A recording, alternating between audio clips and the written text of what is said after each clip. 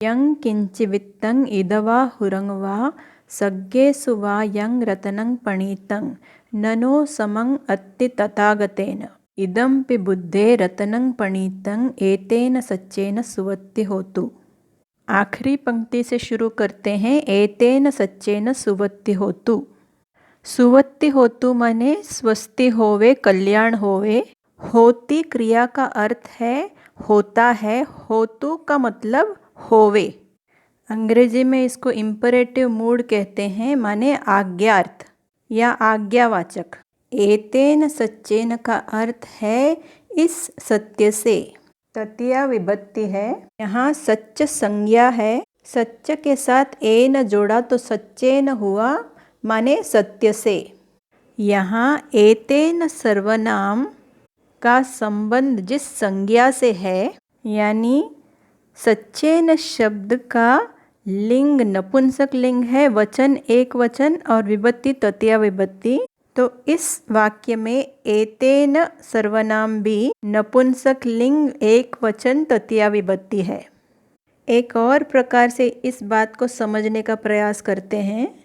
इसी सर्वनाम और संज्ञा को लेकर यदि हम कहें एतं सच्चं, तो सर्वनाम और संज्ञा दोनों पटमा विभक्ति में हुए और एतं सच्चं कहने का मतलब है यह सत्य है। तो इस बात को ध्यान में रखें कि जैसे विशेषण और संज्ञा का लिंग वचन और विभक्ति एक जैसा होता है, उसी तरह सर्वनाम और संज्ञा का भी लिंग वचन और विभक्ति एक जैसा होता है। यं किंचि वित्तं इधवा हुरंगवा।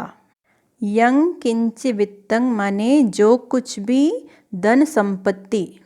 इधवा हुरंगवा, इध माने यहाँ, हुरंग माने परलोक में। सग्गेषु वा यं रत्नं पणीतं, स्वर्ग लोकों में भी जो उत्तम रत्न है।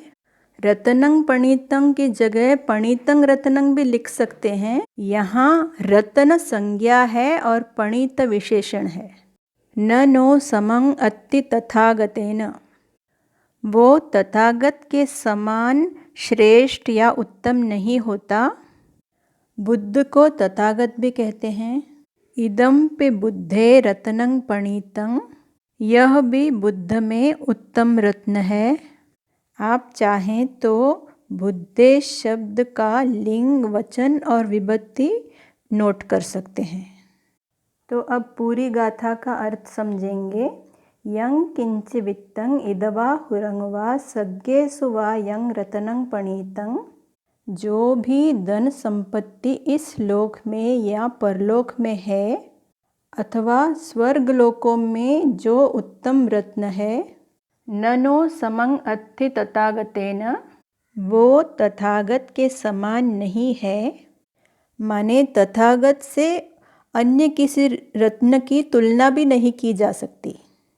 इदंपि बुद्धे रत्नं पणीतं, यह भी बुद्ध में उत्तम रत्न है।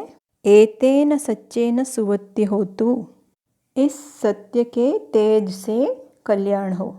खयं विरागं अमतं पणीतं, यहाँ निर्वाण अवस्था की बात हो रही है। तो यहाँ खयं का मतलब क्षय, आश्रवों का क्षय, तृष्णा का क्षय। विरागं माने राग विहीन अवस्था। अमतं माने अमृत अवस्था। अरहंत अवस्था को अमृत अवस्था कहा, क्योंकि अब जाति नहीं तो मरणम भी नहीं। उस अरहंत अवस्था को समाहित चित्त से शाक्य मुनि ने माने बुद्ध ने प्राप्त किया। यद अज्जगा शक्य मुनि समाहितो। यद अज्जगा में दो शब्द आए, यं और अज्जगा, माने जो प्राप्त किया। तो पहली पंक्ति का ये अर्थ हुआ कि समाहित चित्त से शाक्य मुनि ने जिस राग विहीन आश्रव रहित श्रेष्ठ अमृत अवस्था को प्राप्त किया, माने निर्वाण अवस्था को प्राप्त किया, उस निर्वाण धर्म के समान और कुछ भी नहीं है। उसके लिए आगे कहा न तेन धम्मेन समत्ति किंची। समत्ति शब्द में दो शब्द आए, सम और अत्ति, समान है।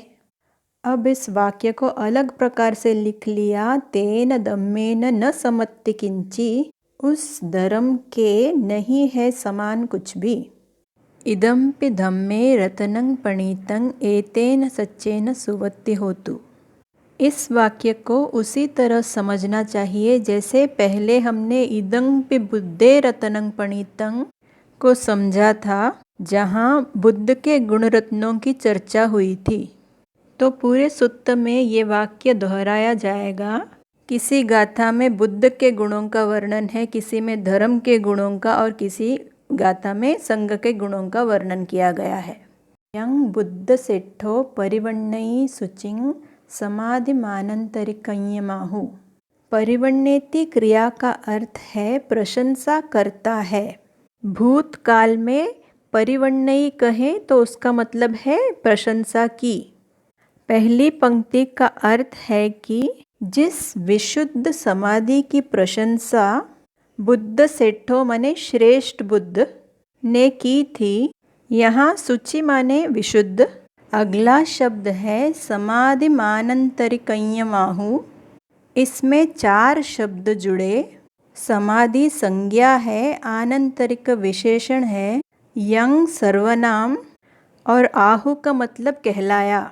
बुद्धवाणी सीखते सीखते जब व्याकरण बहुत कठिन नहीं लगेगा तब इस शब्द को भी आसानी से समझ पाएंगे। इस वक्त हम इसके अर्थ को समझने का प्रयास करेंगे। यहाँ बात हो रही है सम्मा समाधि की, जो अर्यो अट्ठंगिको मग्गो का महत्वपूर्ण अंग है। पर्दे पर आखिरी 2 पंक्तियाँ जो आप देख रहे हैं वो अट्टकथा से लिए गए हैं। समाधि मानंतरिकय्यमाहुति यंच अत्तनो पवत्ति समनंतरं नियमेनेव फलपदानतो। नियमेनेव, धर्म का ये नियम है कि मग्ग समाधि प्रवर्तित होते ही बिना किसी विलंब के फल पदानतो, फल प्रदान करता है। माने आर्य मार्ग का अगला ही क्षण आर्य फल का होता है। आनंतरिक शब्द का अर्थ है बिना किसी अंतर के। नहि मग्ग समाधिमि उपन्ने तस्य फल उत्पत्ति निषेधको कोचि अंतरायो अथि। माने मग्ग समाधि उत्पन्न होवे तो फल उत्पत्ति को रोकने वाला कोई भी बाधक, अंतराय माने बाधक, न अथि, अस्तित्व में नहीं है। समाधिना तेन समो न विद्यति। विद्यति क्रिया का अर्थ है विद्यमान है। न विद्यति माने विद्यमान नहीं है, अस्तित्व में नहीं है। पाली व्याकरण का एक विशेष नियम है, एक अनोखा नियम। इसको समझने के लिए पर्दे पर जो आखिरी 2 पंक्तियां हैं उसको देखें। समाधिना तेन समो न विद्यति या तेन समाधिना समो न विद्यति। इसका अर्थ हमने समझ लिया, उस समाधि के समान कुछ भी विद्यमान नहीं है। यहाँ समाधिना तृतीया विभक्ति है और तृतीया विभक्ति में शब्द के साथ से जुड़ जाता है। तो इसका अर्थ कुछ ऐसा हुआ कि उस समाधि से समान कुछ नहीं है।